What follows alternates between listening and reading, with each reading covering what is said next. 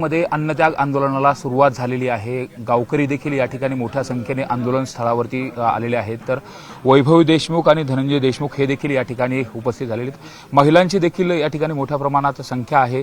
आता न्याय मिळावा, संतोष देशमुख यांच्या हत्या प्रकरणातील आरोपींना अटक केलं जावं, त्याचबरोबर हा जो खटला आहे तो फास्ट ट्रॅक कोर्टामध्ये चालवावा, अशा पद्धतीच्या गावकऱ्यांच्या मागण्या आहेत। त्याचबरोबर जोपर्यंत न्याय मिळणार नाही तोपर्यंत आता हे अन्नत्याग आंदोलन मागे घेतलं जाणार नाही। 2 दिवसानंतर या आंदोलनाची जी तीव्रता आहे ती देखील वाढत जाईल, असा देखील जो इशारा आहे तो गावकऱ्यांनी दिलाय। माझ्यासोबत वैभवी आहे। वैभवी, आज तुला आंदोलनासाठी पुन्हा एकदा अन्नत्याग आंदोलनाला बसावं लागतंय। काय सरकार असेल, मुख्यमंत्र्यांना काय म्हणायचं? म्हणजे मागणी हीच आहे की आम्हाला लवकरात लवकर न्याय मिळवून द्या आणि जे गावकऱ्यांच्या किंवा पूर्ण महाराष्ट्राच्या ज्या काही मागण्या आहेत त्या लवकरात लवकर पूर्ण करून माझ्या वडिलांना लवकरात लवकर न्याय द्या। मात्र आज तुझी परीक्षा एकीकडे सुरू आहे आणि दुसरी इथं आंदोलनाच्या ठिकाणी देखील तुला बसावं लागतंय। न्याय मिळण्यासाठी कुठेतरी उशीर होतोय का? 77 दिवस झाले ना? उशीर होते आणि त्यासाठीच म्हणून तर गावकऱ्यांनी हे उचललेलं पाऊल आहे। आणि मला तर असं वाटतं की आता मगाशी पण जसं तुम्ही विचारत होता की ज्यावेळेस आंदोलन केलं त्यावेळेसच काहीतरी नवीन होतंय, त्यासाठी गावकऱ्यांनी हे उचललेलं पाऊल आहे आणि त्यासाठी देशमुख कुटुंबीय नाहीतर गावातील किंवा गावाच्या बाहेरचे देखील लोक या आंदोलनामध्ये सहभागी झालेले आहेत। मात्र आपण जर बघितलं तर या अगोदर रस्त्यावरती जे मोर्चे होते त्या अनेक मोर्चामध्ये तुम्ही सहभागी झाला होता। आक्रोश पूर्ण महाराष्ट्रानं बघितला होता। तुझ्या डोळ्यातले अश्रू पाहिल्यानंतर प्रत्येक महाराष्ट्रातल्या व्यक्तीच्या डोळ्यामध्ये अश्रू आलेले होते। आज महाराष्ट्रातील लोकांना काय आव्हान असेल, या आंदोलनात कशा पद्धतीने सहभागी झाला पाहिजे? म्हणजे जे काही लोक इथं आले किंवा जे इथपर्यंत येऊ नाही शकले आमच्या भेटीला, त्यांनी पण या लढ्यामध्ये खूप साथ दिलेली आहे। म्हणून जे माझं तर म्हणजे मला असं वाटतं की जसं तुम्ही आजपर्यंत आमच्या पाठीमागे राहिलात किंवा आमच्या सोबत आहात तसंच कायम सोबत राहा। मात्र पोलीस प्रशासनाचा तपास असेल, त्याचबरोबर त्या तपासी यंत्रणा काम करतात, त्याच्यावरती कुठं संशय वाटतो का? तर एकंदरीत सुरुवातीला ज्या पद्धतीने हे सगळं प्रकरण घडलं, कुठं हे दाबायचा काही पोलिसांनी प्रयत्न केला होता का या प्रकरणाच्या अनुषंगाने?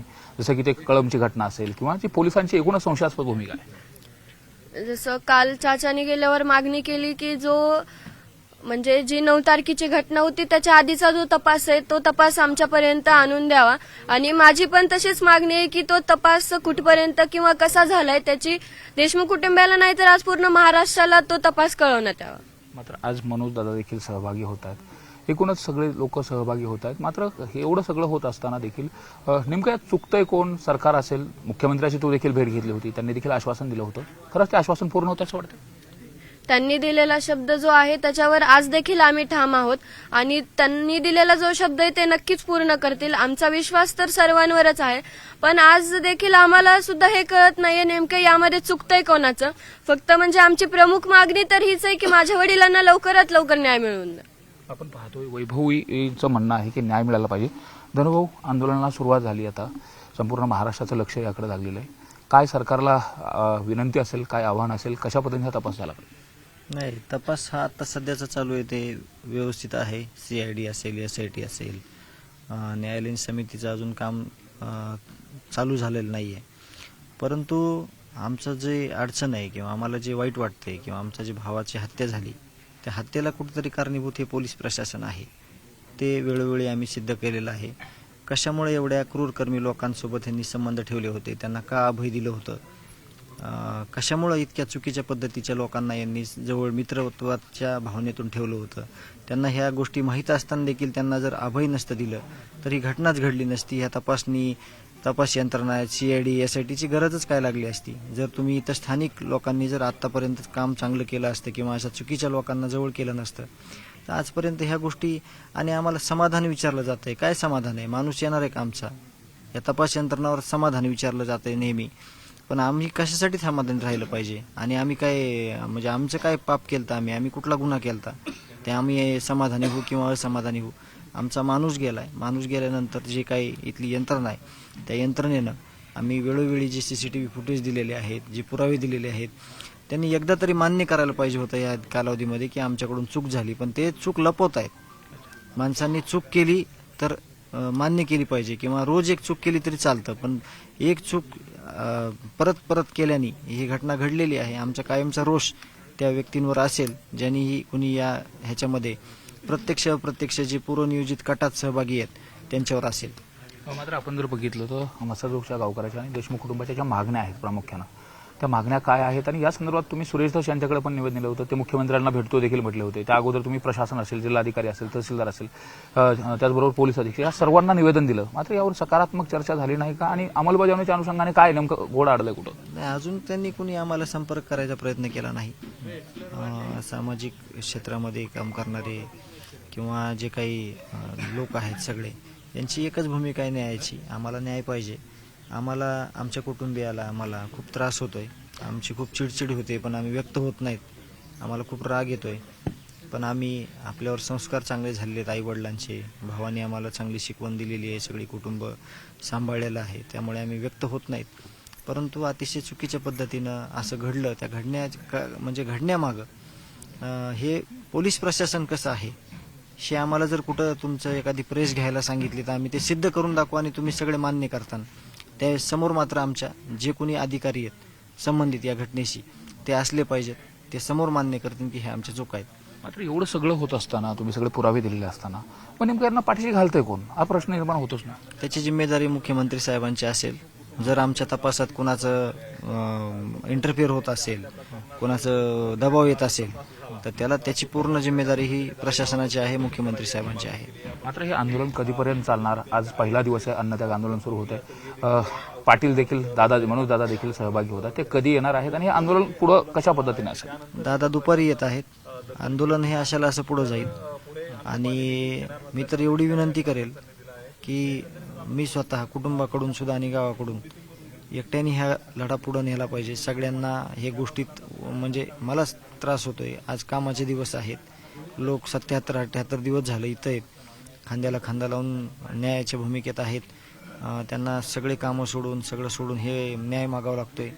खरं तर मी प्रतिनिधित्व करत आहे या सगळ्या गोष्टीचं, न्यायाच्या भूमिकेतलं. तर एका माणसाला त्रास झालेला काही नाही, पण सगळ्यांना त्रास नाही झाला पाहिजे ह्या गोष्टीचा. किंवा तुम्ही आहेत सोशल मीडियावाले, पोलीस यंत्रणा आहे, सगळे जे आता वैद्यकीय पथक आलेलं आहे, ते कुणाला त्रास नाही झाला पाहिजे. पहिल्यापासून आम्हाला ह्याची शिकवण दिली गेलेली होती भावानी, आमच्या आईवडिलांनी, की आपल्यापासून कोणाला त्रास नाही झाला पाहिजे. याचा खेद सुद्धा वाटतो. मात्र पहिला दिवस आहे, आज जर या आंदोलनाची नाही दखल घेतली तर उद्यापासूनचं कसं आंदोलन असेल आणि एकूण सगळे गावकरी असतील, देशमुख कुटुंब असेल, यात कशा पद्धतीने सहभागी असेल आणि शेवटी मुख्यमंत्र्यांना जी मागणी असेल की या सगळ्या तुमच्या ज्या 7, 8, 10 मागण्या आहेत त्या संदर्भात त्यांनी काय केलं? हे जे आंदोलन आहे ह्याच्यात जसं जमेल तसं गावातील लोक सहभाग होतील. या आंदोलनाची दिशा अशी असेल की आज आणि उद्या अन्नत्याग आहे. जर आमची दखल नाही घेतली गेली तर आम्ही कुटुंबीय आणि गावकरी म्हणजे पाण्याचा थेंबही घेणार नाहीत. मी तर आजपासूनच घेणार नाही. म्हणजे मला जोपर्यंत ह्या गोष्टी सगळ्या सकारात्मकता येत नाही ह्याच्यामध्ये, तोपर्यंत मी एकटा वैयक्तिक माझं सांगतो, जे गावकरी आहेत ते अन्नत्याग केलेला आहे, मी पाणी देखील घेणार नाही. आणि याच्यामध्ये सहभाग ह्यासाठी व्हायचा आहे की आमचं आता काहीच उरलेलं नाही आहे. आमचा भाऊ गेलेला आहे, आम्हाला न्यायाच्या भूमिकेत सारखं जावं लागतंय. ह्या ऑफिसला जा, त्या ऑफिसला जा, इथं न्याय माग. परत प्रश्न असा निर्माण होतो की न्याय मागणाऱ्यांना जर अशा पद्धतीने प्रत्येक वेळेस वारंवार आंदोलन करावं लागत असेल, या अगोदर पाण्याच्या टाकीवर चढले तुम्ही, गुन्हा दाखल करून घेण्यासाठी रस्ता रोको करावा लागला आणि आता परत एक आरोपी अटक नाही पण अटक करण्यासाठी परत तुम्हाला अन्नत्याग आंदोलन करावं लागलं. एक कुठं म्हणजे कशा पद्धतीने हे असं व्हायला पाहिजे? नाही, याच्यातून हे पुढच्या यंत्रणेनं, वरिष्ठांनी ही गोष्ट लक्षात घेतली पाहिजे की किती चुकीच्या पद्धतीनं ही यंत्रणा होती. रस्त्यावर 10 तास 20 तास बसून गुन्हा नोंद करण्यासाठी बसावं लागत आहे. आरोपीवर एखादा गुन्हा नोंद होण्यासाठी परत मला काहीतरी आंदोलन करावं लागतंय. पण आमचं जे जीवन आहे आमचं सगळं, ते सगळं इसकटून टाकलेलं आहे या आरोपींनी आणि त्यांना सहकार्य करणाऱ्यांनी. आमचं आता काहीच उरलेलं नाही आहे. आम्हाला फक्त न्याय पाहिजे आणि न्यायाच्या भूमिकेमध्ये आम्ही असंच राहणार आहोत. आम्ही मागे सरकणार नाहीत किंवा आम्हाला कुठल्याही गोष्टीची बाकीची अपेक्षा नाही. आपण पाहतोय धनंजय यांची जी प्रतिक्रिया ती बोलकी, मात्र संतोष देशमुख यांच्या आई सुद्धा आहेत. आई, आज अन्नत्याग आंदोलन करावं लागतंय, 77 दिवस झाले, मात्र आरोपी अटक होत नाही. आरोपी सापडत का नाही? एवढे दिवस झालं. आम्ही काय मागतोय आता? फक्त सरकारला आता काय म्हणतो, आता पर्याय तर दुसरा काय राहिलं नाही. आमचं कुटुंब संपायची वेळ आली, आम्ही न्यायच मागायलोय ना. आम्हाला न्याय द्यावं लागल. सगळे आरोपी अटक करावं लागते. त्यांना जसं केलं माझ्या लेकराला, संतोष देशमुख सरपंचाला जसं केलं त्या पद्धतीनं त्यांना अटक करणाऱ्याला तुम्ही करावं लागेल त्यावेळेस. 77 दिवस झाले, दुःख समजू शकतो एक आईचं दुःख, आठवण प्रत्येक क्षणाला असते. आज लेख नाहीये, मात्र एवढ्या सगळ्या गोष्टी होत असताना सरकार असेल, तपासी यंत्रणा असेल, या न्याय मिळवून देण्यासाठी कुठेतरी असमर्थ होतात असं वाटतंय. समजत अहो सगळ्यांना पण माझ्यासारखे मुलं असतील, त्यांच्यासारखी आई असेल, मग सगळ्यांना पण हेच करायला पाहिजे ना. काहीतरी लक्ष द्यायला पाहिजे, करायला पाहिजे. किती त्यांना मला किती आमच्या कुटुंबाला किती त्रास व्हायला आहे. आम्हाला जायची वेळ आली तरी सुद्धा कुणाला समजत नाही. मग आता काय करायचं. त्यावेळेस त्यांना किती 2 तास 3 तास लागले असते.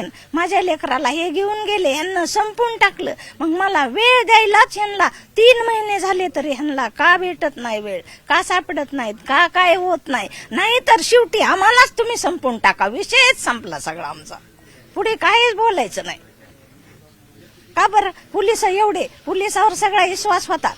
का पोलिसांनी विश्वासघात केला. आणि ते पोलीस माझ्या समोर, त्यांनाच मला असं वाटतंय मीच त्यांना मारावं.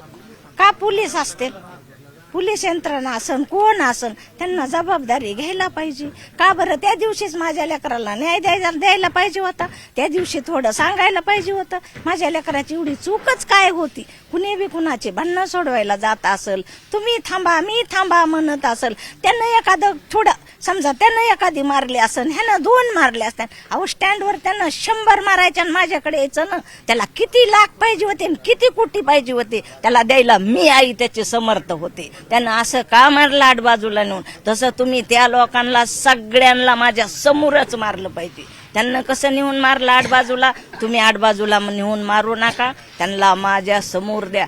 कठोर शिक्षा झाली पाहिजे. कठोर शिक्षा झालीच पाहिजे. आणि कोण त्यात आहेत त्यांचं सगळ्यांचं तुम्ही काढलं पाहिजे.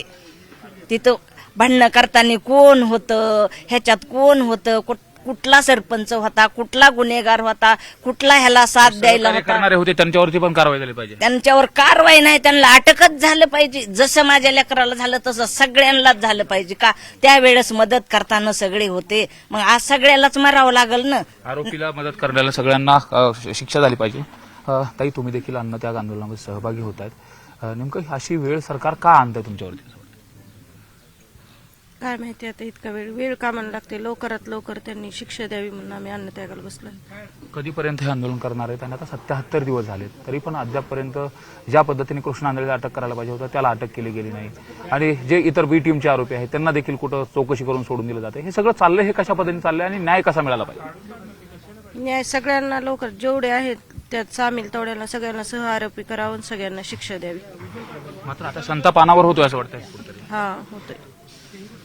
लवकरात लवकर त्यांना शिक्षा होईल. जोपर्यंत आमच्या सगळ्या मान्य होत नाहीत मागण्या तोपर्यंत आम्ही अन्नत्याग करणार आहोत. आता तुम्ही देखील या अन्नत्याग आंदोलनात सहभागी होत आहे. जर सरकारने 1-2 दिवसामध्ये या आंदोलनाची दखल नाही घेतली तर काय पुढचं पाऊल असेल आणि काय इशारा असेल नेमका? जोपर्यंत ते काही करणार नाही तोपर्यंत आम्ही इथंच बसून राहू. इथंच बसून राहू.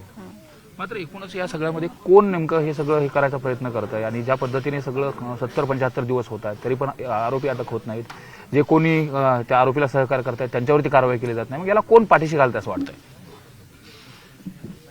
आता ती शासनाला ते सगळ्याला माहिती. आता आम्हाला तर न्याय पाहिजे. आम्ही फक्त न्यायाची मागणी करतो तर आम्हाला लवकरात लवकर न्याय द्यावा. आपण पाहतो एकंदरीतच जे देशमुख कुटुंब आहे ते देशमुख कुटुंब अन्नत्याग आंदोलनाच्या ठिकाणी बसलेलं आहे. यामध्ये धनंजय देशमुख असतील, वैभवी देशमुख, त्याचबरोबर संतोष देशमुख यांच्या आई आणि पत्नी यांनी देखील संताप व्यक्त केला आहे. 77 दिवसानंतरही न्याय मिळत नाही आणि अन्नत्याग आंदोलनाला बसावं लागतंय. मग नेमकं सरकार करतंय काय? या आरोपींना कधी अटक करणार आणि कठोर शासन कधी होणार असे प्रश्न हे देशमुख कुटुंबाने उपस्थित केलेले आहेत. त्यामुळे आता नेमकं या आंदोलनाच्या संदर्भात सरकार काय भूमिका घेणार हे देखील पाहणं तितकंच महत्त्वाचं आहे. कॅमेरा पर्सन सुधीर जाधवसह सुरेश जाधव, न्यूज 18 लोकमत, मसाजोग.